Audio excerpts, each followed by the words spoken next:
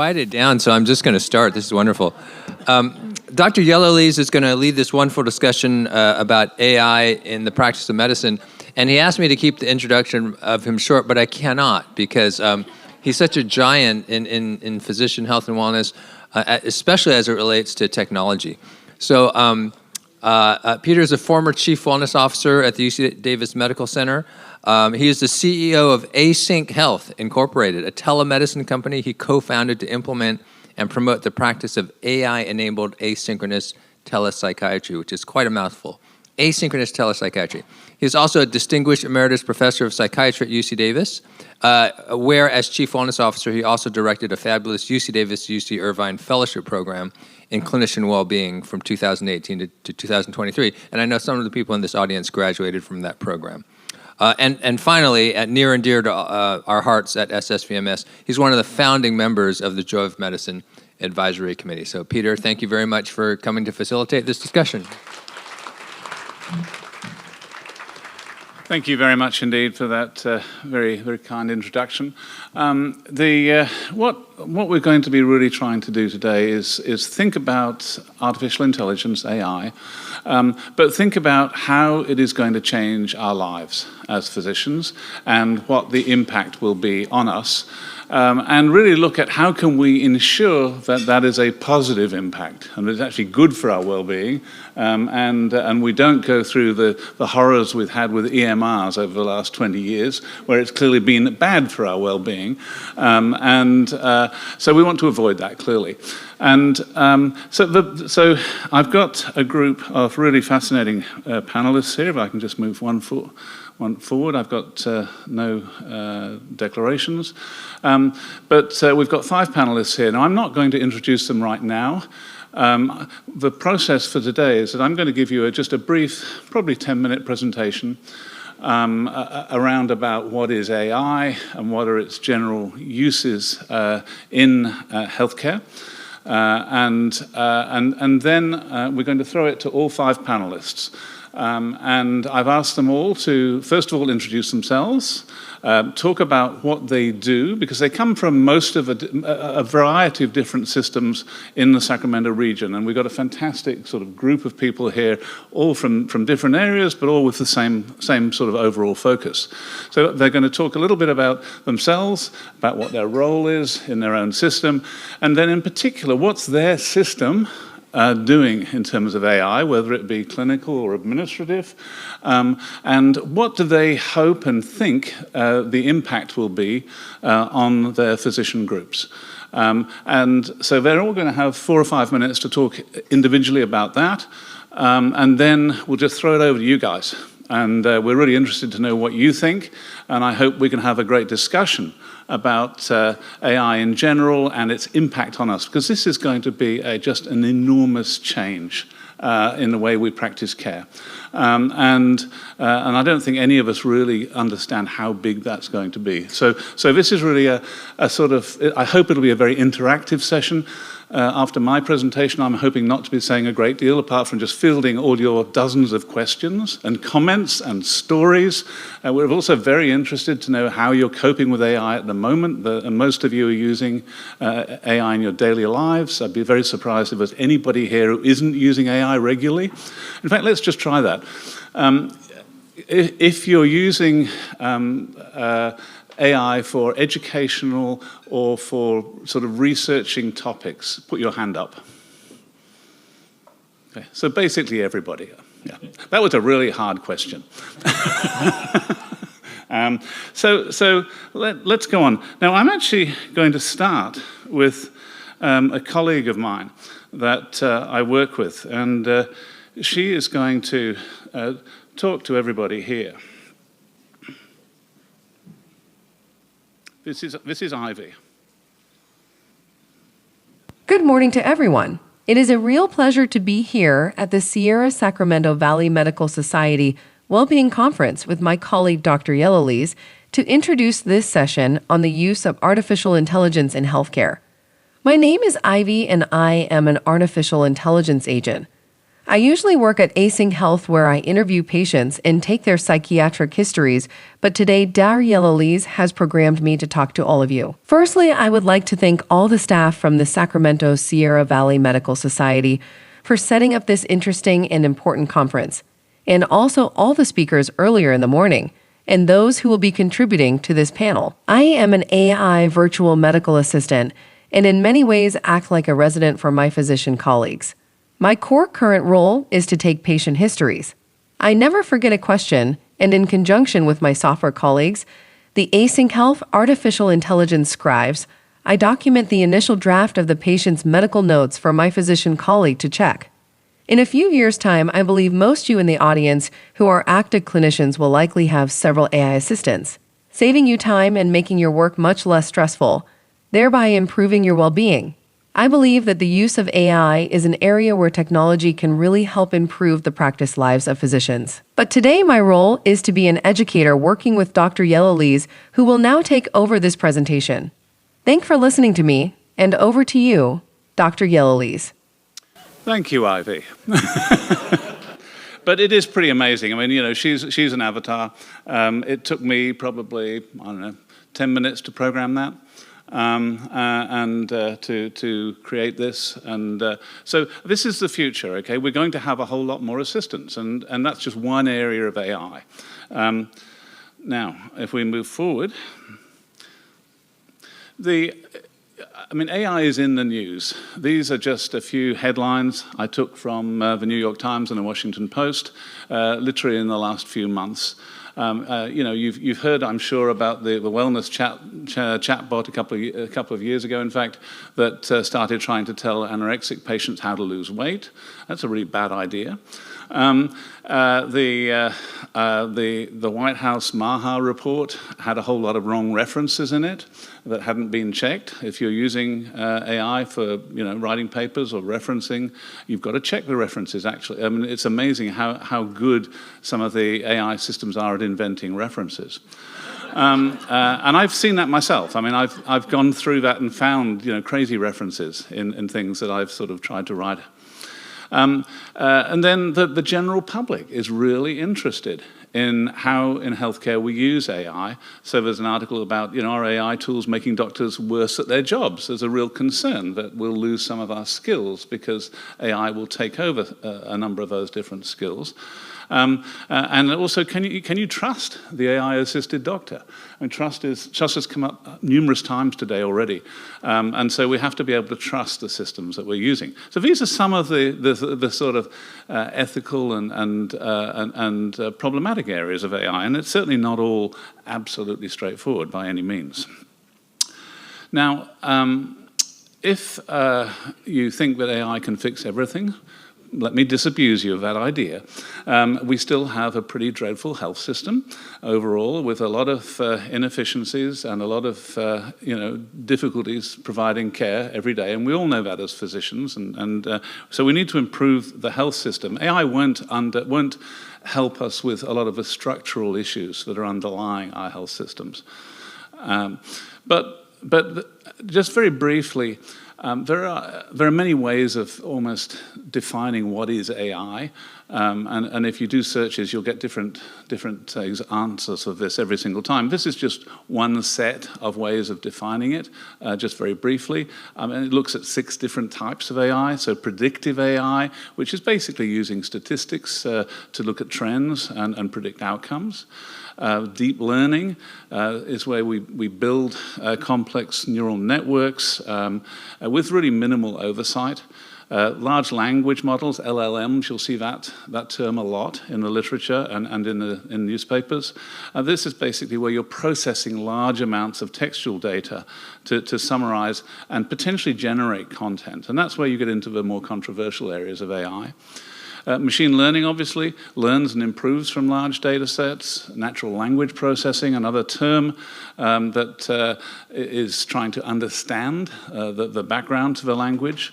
And then generative AI, which is really the area that I think you have to be somewhat wary about at the moment, where AI is actually creating new language, new ideas, new approaches. And that's why when you use your ambient AI scribe, you have to check everything that's been handwritten in case the scribe has gone off in the wrong direction and inserted things that just, aren't true. So many other ways of describing AI. Those are just really using just to make sure you're all up to date with the sort of the latest jargon. What about in clinical practice? I mean, it's already being used a great deal in clinical practice. Most of the time, it's being used for administrative purposes. So here's a whole list of those. Obviously, scribing and documentation is the one that most of us know about, most obviously. But it's being widely used in the financial area for reimbursing patients, for cost determinations, for prior authorizations. It's being used a great deal now for scheduling, trying to optimize workflows. The inbox has been highly affected by AI, so that you can automatically manage patient questions, patient messages, and you'll be pleased to hear it is actually now being applied to EHRs in much more than it has been in the past, particularly to try and clean them up a bit and do things like medication reconciliation, which manually can take a long time.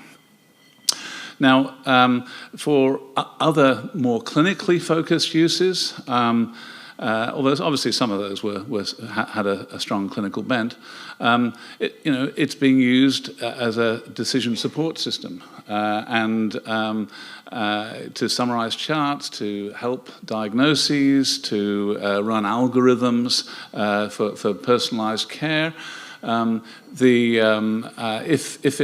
AI is being used for decision support, then it doesn't need to be regulated by the FDA. If, in fact, the AI is actually trying to diagnose patients, then it does need to be regulated by the AI. So keeping the clinicians in the loop, in my view, is really, probably the single most important thing that we can do clinically with AI. It's used a lot for population health management, synthesizing and organizing health data, and risk modeling, and obviously, direct patient care, monitoring symptoms, interviewing patients like you just saw with Ivy, checking on medication adherence, particularly across languages. I mean, it's just revolutionized interpreting and being able to provide care in different languages, and as well as triaging care. So a huge number of uses. We haven't got to many more that will be coming down the path, and there will be many more. This is just today, and so I think that's why I say this is really going to change the way we practice, going to change our lives very significantly over the next few years. So I'm going to at that stage finish my part of the presentation. And I'm going to hand over to the 5 experts here. And as I said, I want them we'll start with Scott at this end and just go down the track. And they're all going to speak for sort of 4 to 6 minutes about their own background, how they got into this, their own role, the system they work in, what AI is being used for in their system, and how they think that might impact physicians, and hopefully in mainly positive ways. So Scott, thank you very much. Okay, this sounds, you can hear me okay. All right, hi all, I'm Scott McDonald. I'm a general internal medicine physician and clinical informaticist. I practice 20% in clinic doing primary care at UC Davis, but most of my time is spent doing informatics as the Chief Medical Information Officer for UC Davis. And I've been doing informatics work for about 20 odd years now, from the initial rollout of the EHR, where I caused some harm unintentionally. I apologize. But I finally feel like I'm starting to salvage my reputation a little bit by using some of these tools in AI to help mitigate the damage that's been done. I don't want to give short shrift to some of the predictive AI that Peter brought up.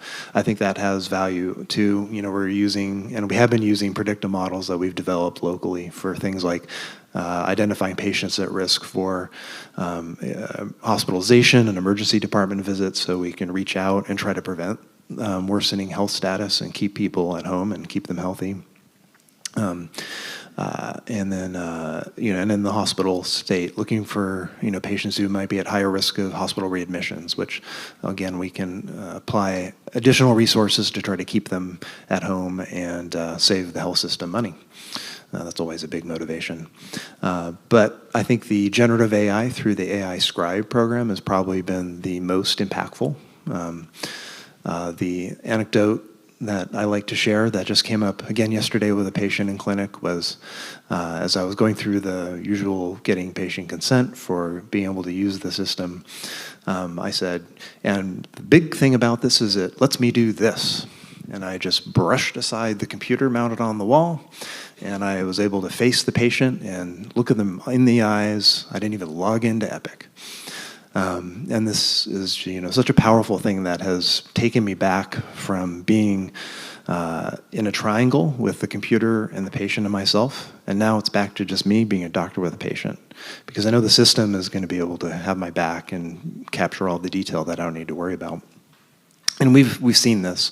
We've done survey data with our patients and with our providers to look to see if it really is impacting on that physician-patient interaction, engagement, and the quality of the interaction. And it seems we have data showing that it does.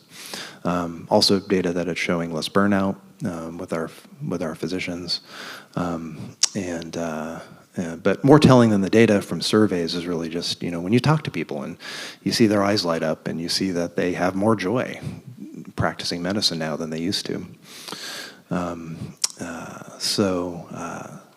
So we hope to expand that and make it available to all of our clinicians going forward. And then as it gets more powerful and is able to take more of the work off our plate that the EMRs put on our plate, we will take advantage of that as much as possible. We've been trying to integrate a lot of the Epic functionality for chart summarization and processing in basket messages, that sort of thing. And it's been okay. That's going to take time, I think, to get that optimized. A lot of the concerns there actually is not the AI technology itself, but oftentimes it's the workflow. So sometimes that the content may be generated is okay, but it's takes 5 minutes to get there, and it's not done before I see the patient, or it's in the wrong screen of the EHR. So I think that's another fact we can't overlook, is that we need to design the systems and our workflows and our EHRs to use this technology in the best way. It's not good enough to just simply bolt it on and make it available. It has to be thoughtfully designed. So I'll stop there and pass it on. You stole my thunder. but really, no, those are the big ones out there. So Ben Nia, family physician and chief medical information officer for Woodland Clinic Medical Group. We are a service of our larger organization, Common Spirit Health. I've been doing IT and informatics for over a decade now, and thank you for SSVMS to have me this year, and great presentations, by the way, very meaningful and great discussions. Talking about AI, I agree with you, Scott. I think the biggest impact has been from AI scribing. That's number one, I think, for all organizations right now, focusing on implementing and expanding that. If you go to clinicians, and very aptly title of this conference today, Joy of Medicine, they do say, discovering the joy of medicine. Like you said, their faces light up. And just because they're so efficient now, and talking about the burdens of just sitting in front of the patient, talking with them. I'm a family physician, primary care. We were thinking 1,000 thoughts in a second every time you look at the patient. I'm like, oh my God, I got to do this next. So having that personal connection with the patient, our slogan is human kindness. So I'm always thinking about that, looking at the patient. And in fact, I haven't had a single patient say no to using that technology, even when people are worried about, oh my God, you're going to use AI and you're going to record me? Did you just say that? I'm like, yes. And they still allow me to do it because I tell them this tool allows me to do my notes, so I can focus on you. So instead of frantically typing on my keyboard or trying to dictate everything you're talking about, I know this tool is going to take that away, right? I don't have to worry about that. I'm going to just look at you, focus on you, and care for you. And I think that's going to help just with patient care at large. Another cool thing we've done at Common Spirit for the last few years is we created our own LLM. So it's called Insightly, and basically it helps not just clinicians, but staff, leadership, and people from different disciplines are using it for marketing, ethics, legal, and this is basically built on up-to-date LLM models, but it's also secure, right? So a lot of time, one of the things we always have to worry about front and center about using AI and other technologies is it private? Is it safe to use? So we've made sure we have actually PHI safe environments for our clinicians so they can go there and, put screenshots from the EHR, upload documents to summarize and ask any clinical question. But some of the things that helps with is the things that we do every day, right, that burden our clinicians. I think one of our presenters mentioned that burnout in the US is like 50% plus, unfortunately, and half of that comes from EHR burdens. And including inbox management, which is also almost 50% since the pandemic. It increased by that amount, so it's huge. So AI comes in handy, helping with inbox management, which is always a big pain point for our clinicians, and we know it's not going away, and it is actually very useful. But then other things it can do, from anything to do with creating templates. Say you want to create a physical exam template, you don't have to, create one de novo. You can just ask for it. Answering patient questions. I'm like, patients love to write paragraphs, and they have AI now too. I'm like, my AI is better than yours, so get this. So if there's a 2 paragraphs, say my AI is saying these supplements are great for this and that. I'm like, well, let me fact check that for you, and here's my response. So obviously you have to review the response from AI.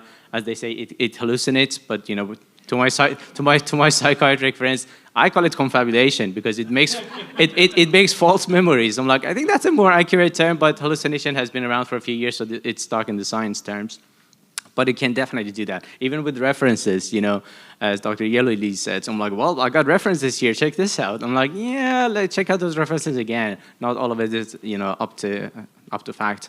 And that's because it tries its best, but again, the way it's trained can be biased. So you have to review it every single time, and we call that the human in the loop. So again, 2 things, the AI scribing, also known as ADT, ambient documentation technology, and generative AI has been very helpful. Hello. Hi there. My name is Angelica Ha, and I am board certified in pediatrics and clinical informatics. And I work with the Permanente Medical Group. I've been with them for over 25 years now. And over half of that time, I've been serving in leadership in technology. So I'm currently the Assistant Physician-in-Chief for Technology for our Roseville and Sacramento areas. And so I love talking about AI. It's super fun. But I just want to take a step back and ask ourselves, why? Why now? Why are we doing this? How does it help us? And so when I think about it, I think about the 3 big driving factors. One is that we know there's going to be a shortage of physicians. Number 2, we know that there is a rapidly aging population with complex health conditions. And number 3, there's a growing unaffordability of healthcare in the United States. Those are our 3 big problems, and AI is one of those tools that's going to help us address all 3 of those problems. And it's going to make it so our physician practice can be more sustainable. Because I worry what it's going to be like for our colleagues down the future, right? Because I'm closer to retirement than some of you in the audience are. When we look at medical information, they say it's doubling every 3 months. That's a lot of information. So there's a lot out there that we need to digest. So in terms of AI, I think almost all the major groups are starting to use ambient scribe technology. We're all starting to use automated response technology in which it can help draft an email response to our patients. Those are features in Epic. So we've certainly got our AI tools that are really used more for clerical and administrative burden. And then we've got our AI tools that are more in the clinical space. So for example, advanced alert monitoring, an AI tool that can look at all the factors about a patient, their vital signs, their lab results, all that kind of stuff, maybe their brain function, and it can alert us ahead of time that a patient is about to decompensate. How does that help us? So that we can identify it sooner, step in sooner, prevent that event from happening, decreasing complications, decreasing length of stay. So that kind of advanced alert monitoring helps us clinically.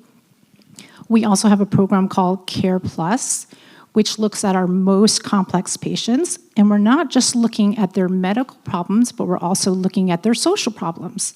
Is it homelessness? Is it transportation issues? Is it they don't have Wi-Fi and can't use our online systems? And so we look at our most complex patients. We can use AI tools to kind of differentiate them and assign them to the right kind of person to help them. It's not always going to be the MD, and it shouldn't always be the MD.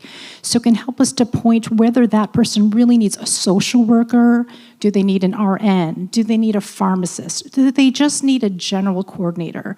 And so that tool is going to help us find the right person, monitor them over time. And in the short time that we've been using this, we show that it will decrease the amount of ER visits, the number of hospitalizations, the number of rehospitalizations, and that creates more dollars that we can use for the overall care of our population. So there's lots of places where we can use AI, but we really need to think about how does it help us in those areas, our physician shortage, our aging population, and the cost of AI. Yeah. Thank you. Hello, everybody. My name is Manoj Mithil. I'm the CEO and founder for Verity MD. It's a neurology private practice in Carmichael. I used to be part of a large medical group, Sutter Medical Group, previously for 8 years. And I work at Sutter Health. I previously worked at University of Kansas in academia. You know, I used to be a fellowship program director, so I have like academic background, research background, leadership background, and then now I'm in this new journey. And I think thinking about AI, when I think about AI, I think AI has made it easier for people who are looking for that alternate path for themselves. A lot of people want to have private practice. A lot of people want to be autonomous. A lot of people want to like have an alternate when they feel burnout because they don't have a control on their schedule, they don't have a control on how they want to treat their patients. So AI will make that easy for you by all the examples you have heard from the panelists. I think they're all great examples, and those are practical examples which will enable you to be able to more efficient in your private practice, because one of the biggest concern is, can you really, can you really exist in a private practice when your cost is so high? Right?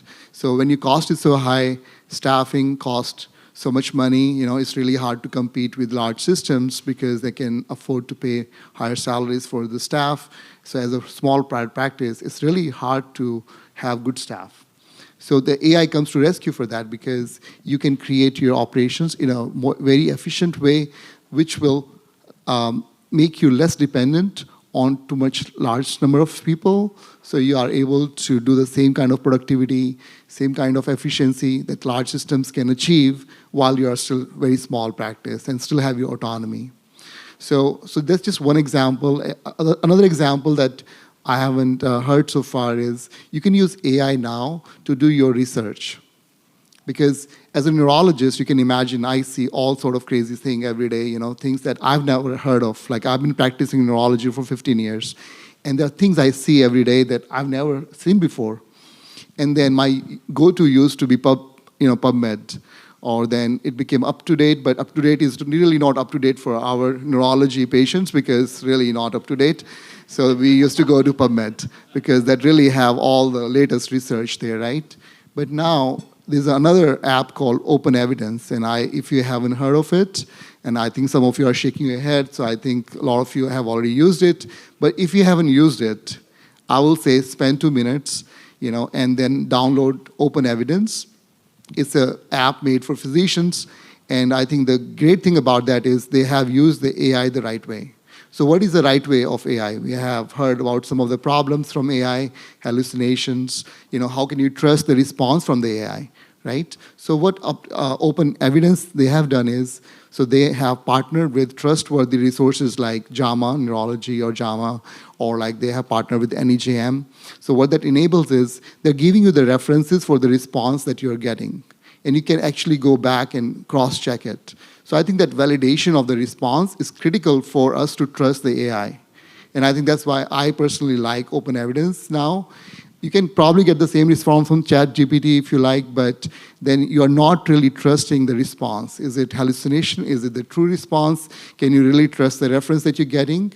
So, and as you know, for our patient care, we expected to. We have 100% accuracy because we are treating people with real problems, right? And then the risk has to be managed. So I think that's another example where I feel AI has really supported me, without having access to all the large resources that you will have when you're part of, let's say, UC Davis. You have access to all the journals, but when you don't have that access, you will need AI to come to your rescue as well. So I'll give it to the next speaker. Thank you. Dave Grattendick. I'm a pediatrician with Sutter Medical Group. I'm the lead ambulatory EPIC champion for our group. I help with the clinical informatics for Sutter Health in the Valley. So we kind of divide Sutter Health into the Valley and the Bay. So I kind of herd the informatics cats in the Valley, so to speak. So we are also on EPIC, as some of my colleagues have mentioned. So we've got most of the same tools. The in-basket, we've had the augmented response technology, which are the generated draft responses to the in-basket. That was kind of our first little foray into kind of widespread help for our clinicians in the in-basket. And that's been fairly helpful, but as has been previously mentioned, probably the biggest impact is the ambient scribes.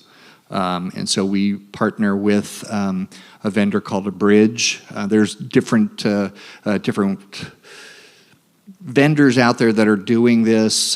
Just heard at the EPIC Mothership user group meeting last month that EPIC is coming out with their own version of this, and that's caused a little bit of trepidation with Abridge and some of the other vendors. But they're going to continue to be a little bit more nimble than EPIC will.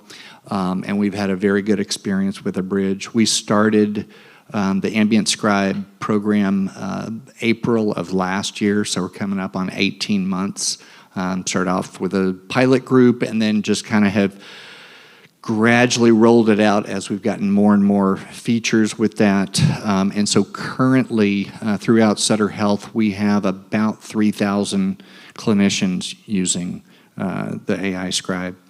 It has been very successful, I would say. It's not perfect, but I think from an impact standpoint, the docs that are out in the trenches, this is the thing that's really holds a lot of promise. I've always said, why is the most expensive person in the building doing the clerical work? And this really has decreased our cognitive burden.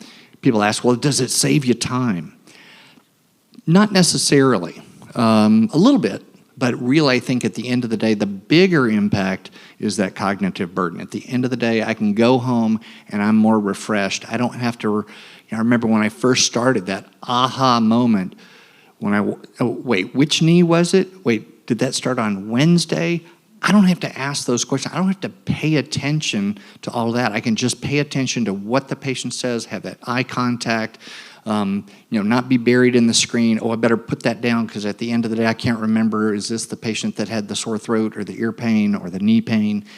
And so AI captures all of that so I can really be present. And I think that's, for my money, that's where the biggest impact today is. We are expanding that. We have expanded it to now all of our inpatient only clinicians are able to sign up. We have a monthly rollout. We add about 300 clinicians every month. So now used to be our hybrids like myself that I do outpatient and inpatient work. I could use it, but now the inpatient only docs, clinicians can use that as well.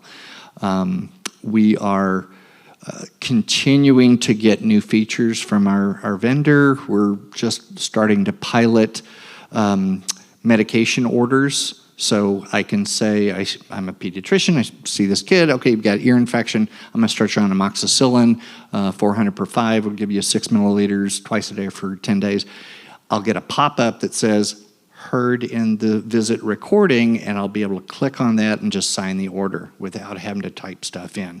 So that has real potential. And then we're going to start off with medication orders and then labs and imaging and all of that. So coming, but not here yet. So that can be very promising. The other thing that we've just started piloting, and I think mentioned it earlier, the chart summarization. I think that has real potential. And so, for the neurologist that's seeing that new patient that has this complicated history, to be able to have that chart summarization, because how much time do you spend combing through the chart and when were they seen, what have they tried, and the nice thing about that is it kind of gives you a summary, but then it has a little place where you can say focus on, and it's a free text. And so saw a patient that had a perirectal abscess, a little infant. And so the chart summarization gave me a bunch of other stuff, but I'm like, no, focus on the abscess. And then it really focused in on what had been tried, when were they seen. And so and you can do multiple different chart summaries. Oh, focus on this, focus on that, focus on the AFib. So I think we're going to continue to refine that and get that better and better. So my patients, I pretty much know, so I don't necessarily need that chart summarization, but if I'm seeing my partner's patient or if I'm a specialist, I think there's real opportunity there. I would also, like Manoj mentioned, open evidence can be really powerful. We're going to see more and more patients that are self-diagnosed. I put all my stuff into ChatGPT and gave me this diagnosis. This is what my treatment course is. Well, okay, let's look at open evidence. Or let me chime in on that, because certainly when they've looked at that, some of the data has shown ChatGPT makes errors a lot, and it may not be super apparent to the patients because it says it and it's written down. It must be true, and certainly if patients put in their symptoms versus us putting in more of our medical perspective, you're going to get a different response. And I think we need to be really cognizant of that. And like some of the other speakers this morning, we have to be open and be curious. Like, where did you get what did you put in the prompt? Let's put it into open evidence. Let's see. Let's look it up to date. It's up to date for pediatrics for the most part. But I think that's going to be a challenge for all of us. How does this, what are the patients coming in with? What are their expectations? And this is more tools, and it's not going to necessarily replace doctors. We've heard, oh gosh, is AI going to replace doctors? And there was a quote, I forget who said it, but it was, I think the response is right. AI is not going to replace clinicians, but clinicians that use AI are going to replace clinicians who don't. I think that's going to be our reality. So that's all I got. I love that last quote. So look, thank you all five of you. It's amazing what's actually happening locally, and it's really very impressive. I mean, a whole series of obviously similarities, but also, differences across the systems, and that's the way it should be, so that we can all learn from each other. I mean, I'm actually personally a big user of open evidence, and anyone in the room who hasn't got an open evidence on their phone or on their laptop should get it. It's free for all doctors. You have to put your NPI in, but otherwise, it's like having a free version of ChatGPT, but much, much better. And so, if there's one thing you do after this session is get on open evidence. Okay, it's amazing. Yes, and so we're happy to debate. Although I would give it the caveat. No, I use it too, but I use it a little bit more cautiously. It is ad supported, so you're going to be subject to whoever's paying for your service. Yeah. If it's free, remember, you're the product. Yeah. So that's one drawback potentially with open evidence. And they are looking at your patterns of usage and your questions, and they're using that to improve their model. So not only are you the product for advertisers, but you're also the product for the model developers. So I have that little caveat. We're going to be discussing with them if there's a model that doesn't have ads, because we spend a lot of money on UpToDate right now, and it'd be nice to replace that money with paying open evidence some money not to have ads. We'll see. And as a psychiatrist, I'm happy to say that being paranoid is healthy on occasions. So let's take some questions from the audience, okay? Can you hear me? Yes. Thank you, Scott, for bringing that up. So I don't want to add fuel to the paranoia, but I've heard that open evidence doesn't have access to all the paywalls of all the journal articles that we typically would have access to if we use PubMed. So we're getting just a small portion, and maybe not to say that New England Journal or JAMA is insufficient, but if it doesn't include all the journals that we normally would have access to, is that good enough? And are we sort of pigeonholing ourselves into saying that this is the limitation of what we're researching? Yeah, I think you make a great point. I haven't looked at the all that's included, but especially when you consider the biases of the publication biases, especially for those big journals, important findings that may be negative typically don't get into the big journals. But they may be still clinically relevant, so they may not show up in open evidence. So thank you for bringing that up. Other questions? Okay. No, go ahead. This one first. Oh, sorry. Open Evidence is also rolling out their own note-taking or charting app called Visits, which actually is quite good, and the language, I think, is a little more literary than Abridge, which I love. I've been using for several months, and it's really changed the game. But for small practices that perhaps can't afford to pay for something like Abridge or Epic, it's a really nice tool to do note-taking in an open source way. Yeah, and also UpToDate's also going to be bringing out a GPT-enabled product as well. We're going to be piloting that pretty soon. So lots of options are going to be on the table for us all soon. Okay, at the back. I actually have two questions, one more specific and tangible, which is how does AI actually know how to filter out the noise and know what's important for documentation and note-taking and things of that nature? And then the second question is more of an opinion question, because as we get more efficient, AI makes life easier. How does that then affect the rate of physician burnout? Because will then greater expectations be placed? Now you have to do more because this is supposed to be easier for you. So now you have more time, so let's fill this vacuum. So that was my next question as well. Who wants to take either of those? David, are you? Yeah, it is typically Abridge is the vendor that we use, and it is pretty good at, oh, did you see that game last night? It knows to just avoid all of that. But sometimes it gets it wrong, and so it's not perfect. And certainly as a pediatrician, a lot of times I'm seeing two kids, and that makes it hard. Like, okay, Mom, we got to talk about Johnny first, but she wants to talk about Susie. Okay, well, so okay, let me pause that recording, start this recording, and then she wants to jump back and forth.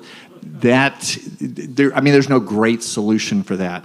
But some of the just chatter that gets eliminated from the note usually is pretty good. But I had a little bike versus car accident and wound up with a pelvic fracture. So I was going in with my walker earlier this year, and it's supposed to ignore all of that. But there were some 6-year-olds that had pelvic fractures in my notes. So you got to be really good at proofreading that note that comes out, because sometimes those extraneous things will make it in. And so when I first started, I was reading every line. I've gotten much more comfortable, so I can just skim, and it's going to be much less likely to have those hallucinations, but they're still there. So you just got to watch. So, and what was your second question? About, do we really know that these tools are going to help our well-being? So far, we've been using it for 18 months, and there's been a lot of ahas and a lot of testimonials and anecdotes. My weekends are my weekends again. There's plenty. Sunday night, my partner knows I'm going to be spending 4 hours finishing my charts from the week. Now they're not doing that. At the end of the day, I may have, I'm going on to the next patient, and I have 10 charts to finish. Back in the day, okay, that's going to take me a while. Now I just proofread, change this, add that, and it is a really quick process. I don't have to remember all of it. Was this the patient that had that or said that?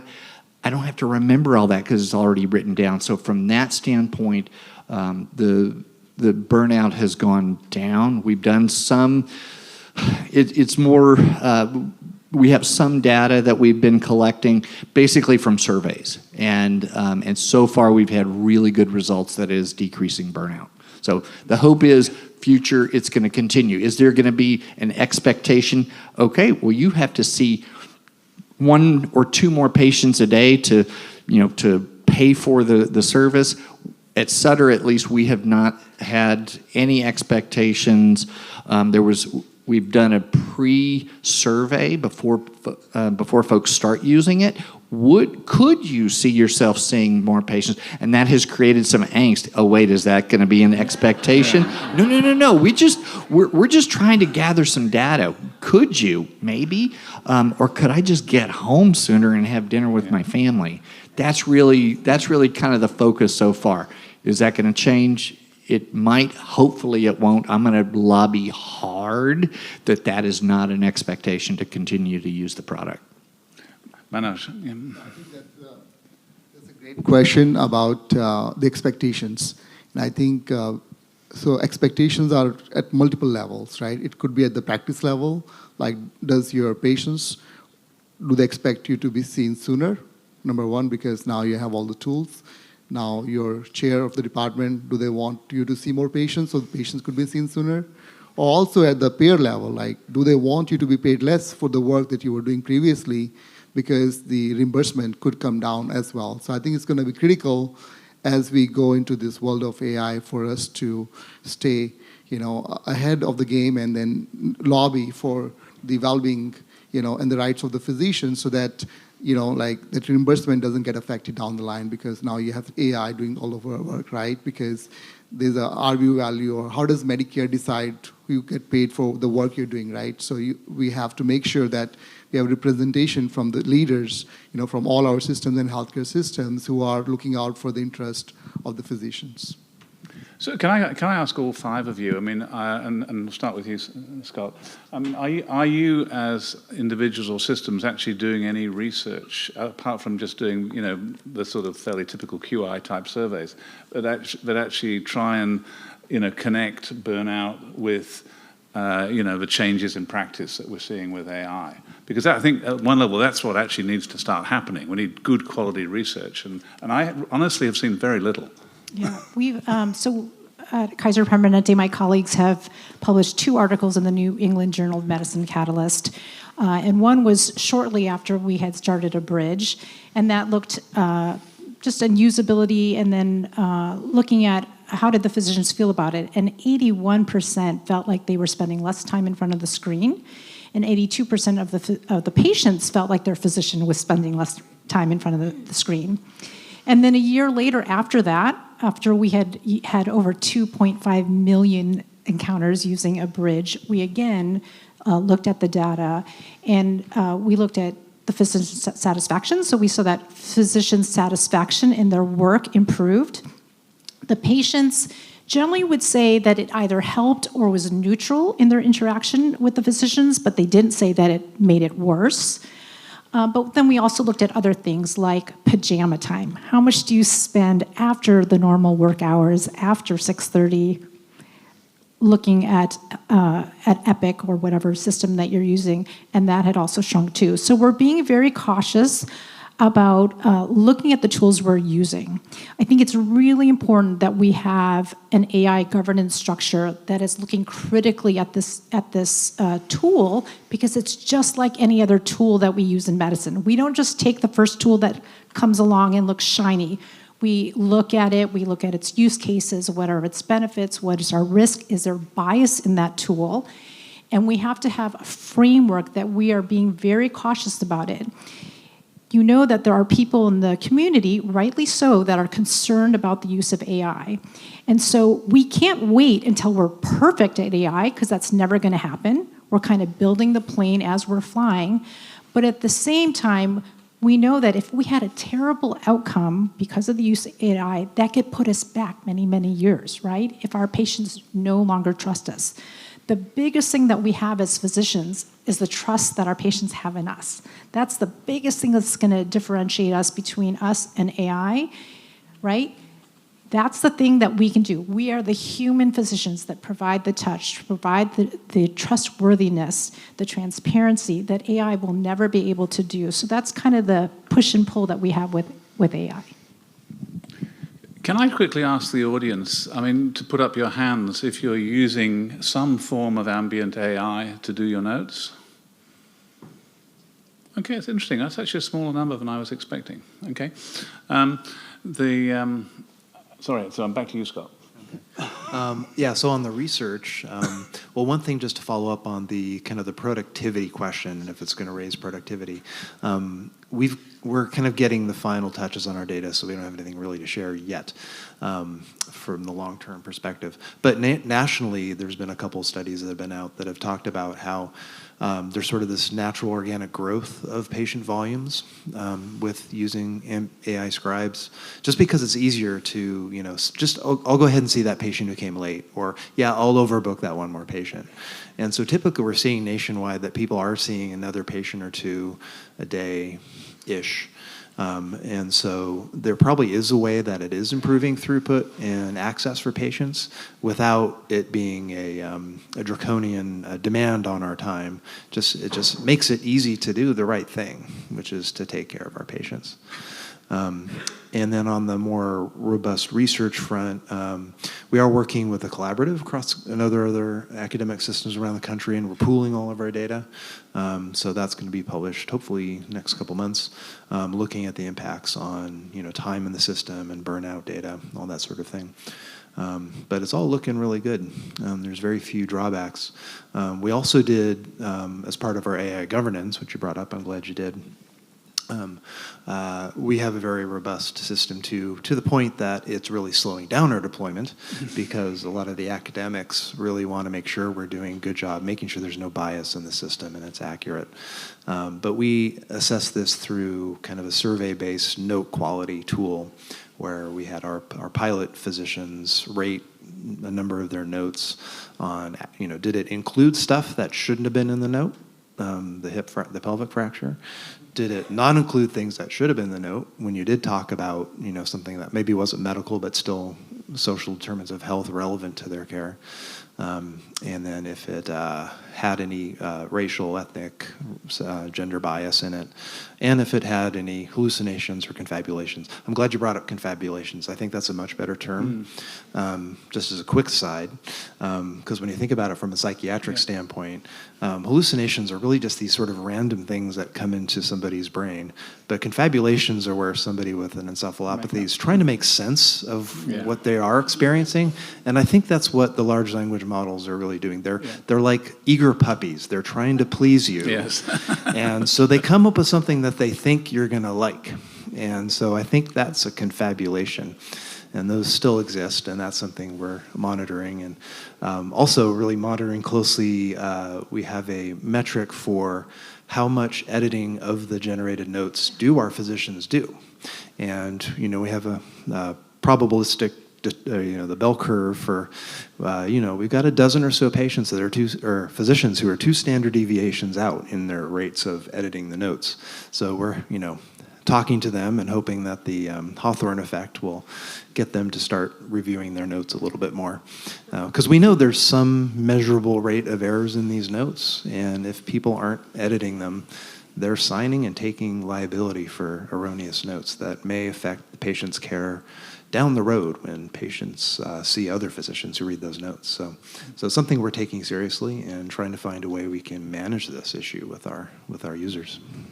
Thanks. So can I just quickly throw a question to the students in the audience? Because there's a number of students here, and I'd really like to know what you think about AI, what you think listening to this conversation, because you're going to be in this world, and how is AI affecting your education?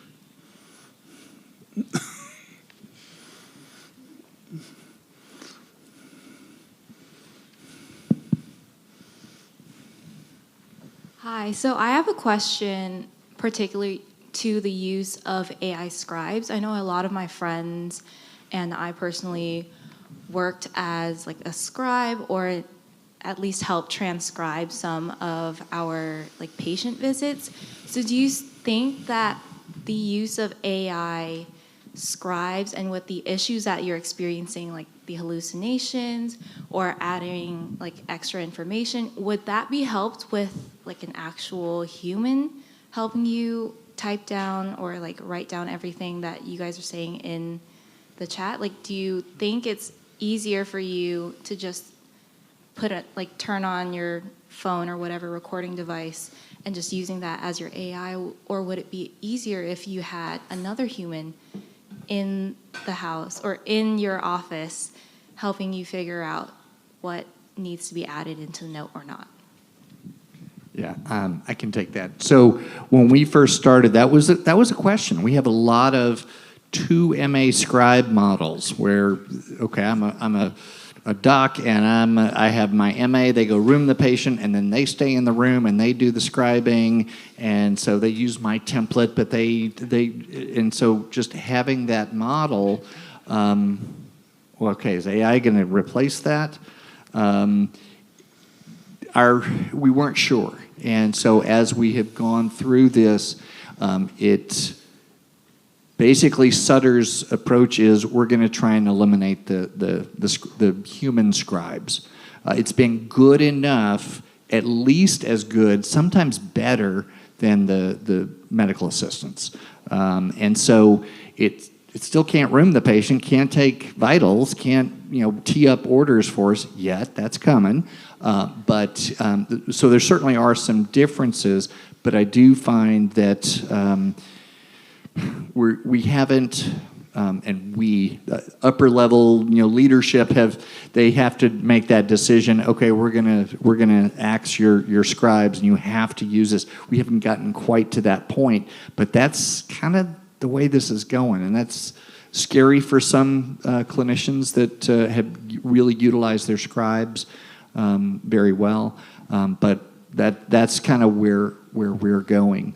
And just to kind of tag on to, we've had discussions at Sutter whether we should offer some of this technology to the students, to and more importantly, the graduate medical education, the residents. They are just now going to pilot it in 3rd years. It's still I think, and we've had that discussion at the Sutter Health level, it's important for you to learn how to write a note. And if you never have to write a note and AI's done it for you forever, because we've seen that when the technology will go down, it does, you have to go back to writing a note the old way. Oh my God, it feels barbaric.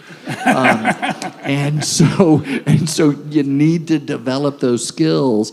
And so initially we weren't going to offer it to residents, but now we're coming around and okay, maybe the 3rd years. And I know one of the presentations at Epic last month, they're offering it to their 2nd years as well. So we're not quite there, but that's the plan, is to open it up to 3rd years. Okay. Just a quick one, Angelica, then we'll going back to the audience. Yeah. I just wanted to comment a little bit about the education of our medical students and our residents. AI is definitely here. It's going to get bigger. And it's important that we don't think of it as a separate thing. Like you get one course on it, or it's an elective that you take. It has to be part of the core curriculum, embedded throughout all of the courses you take. If you think about the way that we learned about interpreting data, right? We learned, how do you interpret data? How do you decide that a study or a research paper, a publication is correct? Did they use the right methods? Did they have the right patient population? How do we apply it to our clinical scenario? Those things are really important. And we're seeing that today in the news, people who are taking the one-line conclusion and saying this is fact. But we as physicians have that training on how to interpret those studies. And in the same way, the curriculum now has to focus not only on those studies, but how do we interpret the quality of AI output. So it's going to be how to use AI, but how to understand the output and its quality and how it affects your patients. That's going to be really important in medical education. Thank you. Brandon, are there any people on Zoom? Or no, one question here, fine. Oh, I was just kind of forgot. Thinking about the legal aspects of the AI using like against us, in the sense of like, are those recordings discoverable? And if you didn't do it certain way or didn't order something that is now on your notes, has that been discussed, like medical practice wise? Ben, do you want to comment on that? Sure, yeah. That's another challenge with AI, right? So who's going to scrutinize it? And there's some research that says, or some people are afraid it's, with adverse events, when using AI, who's going to report it? And it's usually being underreported because I just used AI and put it in my notes, or ordered based on whatever I learned from AI. So, based on the law, first of all, you have to consent patients. You're recording somebody, you have to consent them. Yes, you have to document that you did. And by the way, so you got the verbal consent. That definitely has to happen. But as far as the quality of the note, and there's a lot of discussions, like who's responsible at the end of the day? Is it you, the clinician? Is it your organization? Is it the vendor? And I think that those are the conversations being had right now. I don't think anybody just has had a perfect answer for it. But it's definitely one of the things any vendor you use, you gotta look at your privacy policy, terms and conditions. Do they have a BAA? And do they have a purge on the data that you give them? Is it the 7 days, 14 days, 30 days? How do they train on that data? Do they use training on your own data, or they don't? All of that is relevant, so you gotta read carefully into that to begin with. Even now, we say that the medical record is our legal record, right? If you didn't document it, it didn't happen. And so same thing, and we know that AI can hallucinate. So the official record is not the AI recording, and we do have it delete off the cloud in a certain number of days, whether it's 7 or 14 days, but what becomes the legal medical record is what you put in your notes. So when patients say, can I have my recording, what I tell them is, no, your legal medical record is what is in the chart, and you can see that on my chart. I think that's really important. Other questions from the audience? One at the back, yep. So I have two questions. One in terms of coaching, using AI to look at patient engagement or provider engagement with patients. I know for some AI products that I use for like meetings, it will say how much of the time I was talking versus how much time other people have talked. Is that something that's part of your models going forward, or is that something that your teams are looking at? And then the second one is around bias. I know we often use that in terms of recognizing that each of them are going to have issues institutionally, but sometimes looking at your product and recognizing your demographics are different. I know pretty much everyone on the committee is from very large systems. I know we have one in private practice. I come from an FQHC, so what is going to be important to our practice is going to be very different, and regionally it's going to be very different. So how do your teams address that kind of work as well? Oh yeah, I'll take that. Yeah, we have a great interest in this. It's really hard with large language models. It's trained on, a lot of these are trained on the internet with all the biases inherent on the internet and all the horrible stuff that's on the internet. Large language models know all about that, and it's part of how they predict the right next word within their response. So, and because we don't have any generally accepted standard for how do we evaluate for bias and an LLM output. Unlike a predictive model where we have a number and we can look and see how a model there performs in different subgroups, we don't have that with LLMs. And so we rely on human beings with all their inherent biases to assess the output of the model for bias. So we don't really have a good way to do it. We might be able to generate large language models that are adversarial, that are looking specifically for bias, but we don't have a standard for that yet.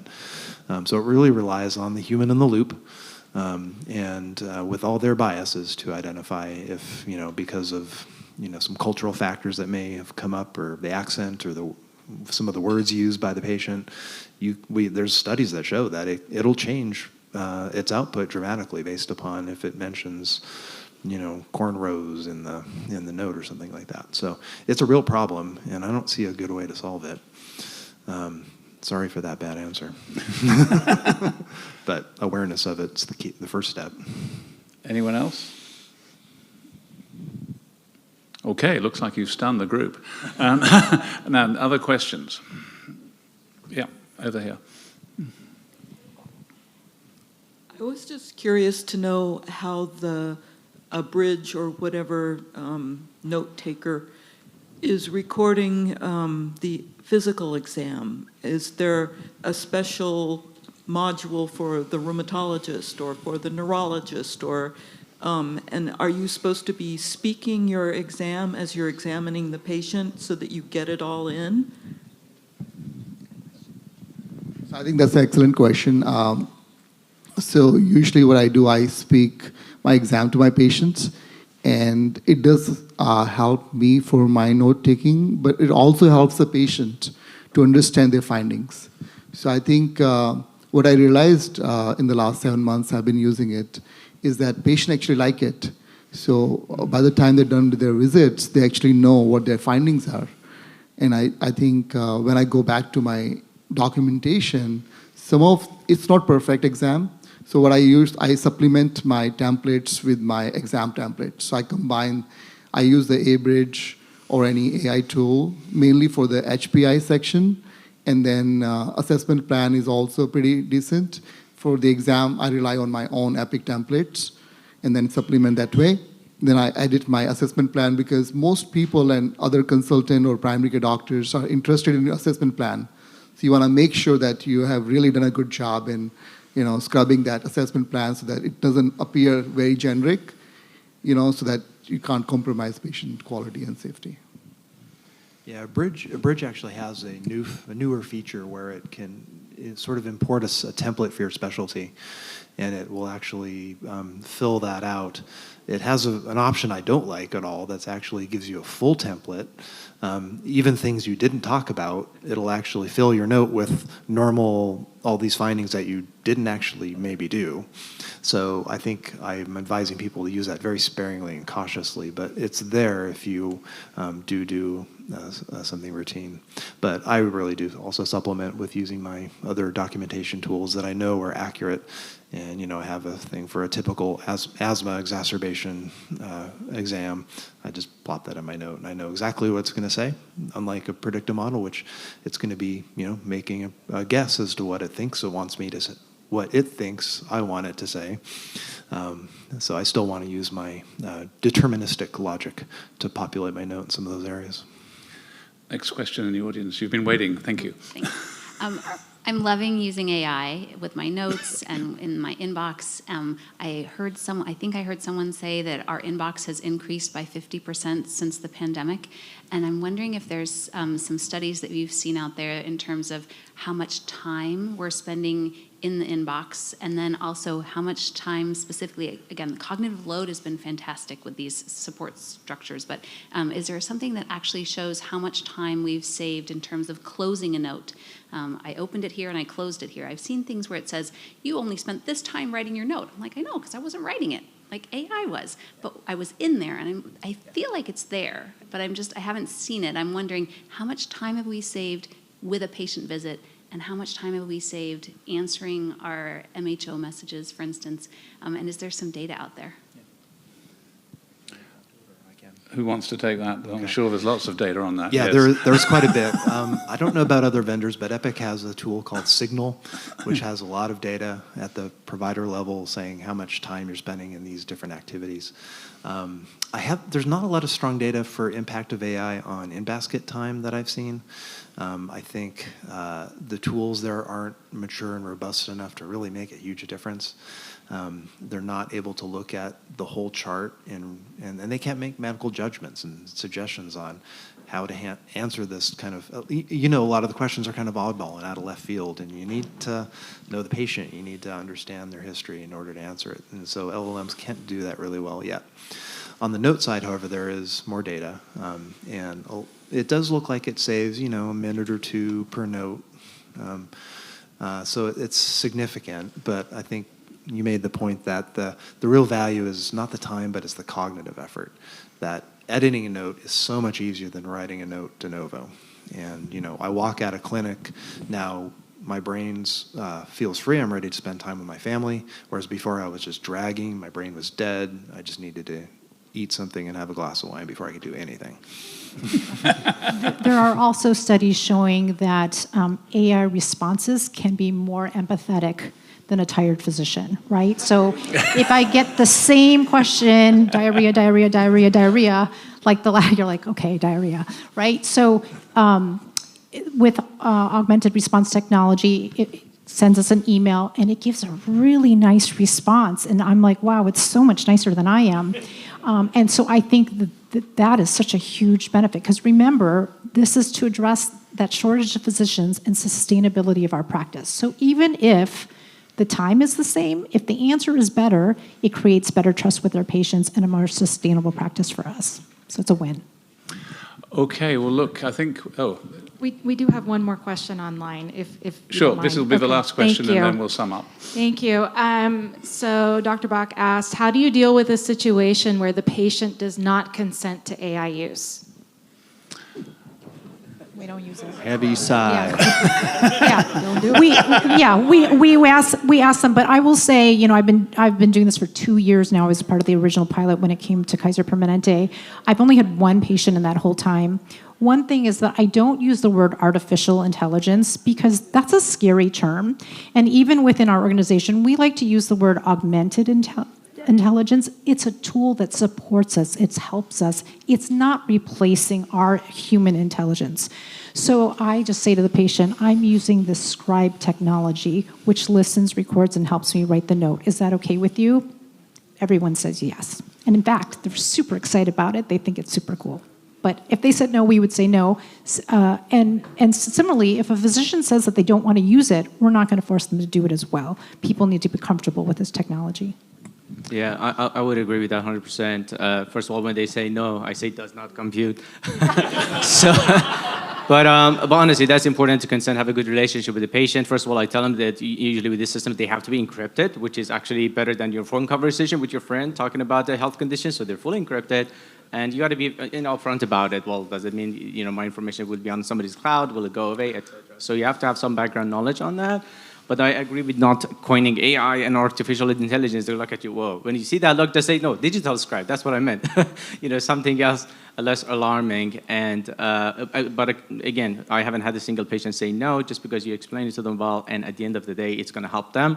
And plus, the other thing, if they're still not convinced, I say, you know what? It's recording me and my colleagues a lot more than you guys. So I'm doing this 20 times a day. So I trust that. Hopefully, you do too. Okay, well, thank you very much. So before this session, I actually took a quick guess at what would be the sort of issues that would come up during the discussion, and I just thought I'd summarize that for you, and I think they've all come up. I mean, the major issues here that we have to really be very aware of are privacy and consent, bias and fairness, transparency, accuracy, explainability, the need for human oversight, the physician in the loop, and that's related to risk management and liability. the fact that some people get over-involved in this area, which hasn't come up a huge amount, but both patients and providers. And then obviously there's the validation and regulation of what we're doing. So this is a complicated area. I think this has been an amazing discussion. I want to really thank all of these presenters here. They've done a fabulous job. It's amazing how advanced we are in Sacramento. There are many places that don't have anything like this level of expertise or good use of AI. But with an awareness that there are a number of issues we haven't really resolved yet. So if we could all thank all of the five.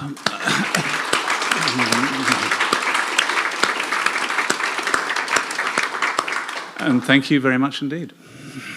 Yeah, one more big round of applause for this wonderful presentation overseen by Peter. That was fabulous. Most conferences sort of drag themselves to the finish line, and this one sprinted. That was an outstanding finish. And I think the power of this panel was just all the systems in the region being involved. So thank you guys so much for bringing your expertise from your organization to this group presentation. Excellent, excellent, excellent. Okay, one more big round of applause. Thank you very much. I would also add that in the most recent edition of the Medical Society Journal, the great Kevin Walsh, who I've known since we were interns at UC Davis, published a fabulous article about not only AI intelligence, but also augmented intimacy. So check it out. It's on the SSVMS Journal. Thank you very much, Kevin Walsh. Okay. One last raffle drawing. Dr. Yellowlees, don't go away. We trust you so much with all things wellness and AI that we're going to let you read off the winning number. Okay, 064. Oh, wait. And the winning prize is a River Fox Train rail bike. A bike? A bicycle? Okay, it says bike. Okay, it's a ride valued at $139. This experience includes a scenic ride for two along the river and yellow countryside, and the winner is 064007.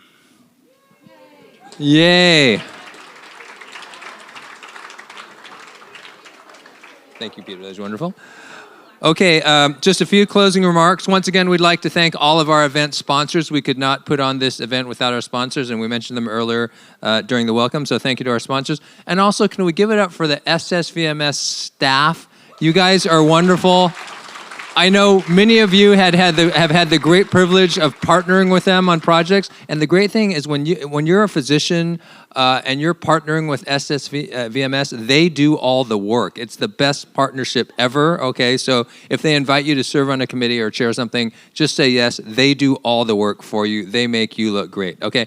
Once again, this is part of the Joy of Medicine program, an important part, but just a part. So joyofmedicine.org, you'll find all the resources you need, including one of the best things of all, which is having access to the peer support groups, but also the wonderful 6-session counseling program. I'm pretty sure those sessions are all very expensive, and you get 6 of them for free, including the poor medical students. So please take advantage of that, okay? Last but not least, some of you may be here for CME credits, and you need to fill out the evaluation. Those of you who are here in person, I think we want it also in writing. You collect it, and you get your CME credit. You get your credits in the email next week or something like that.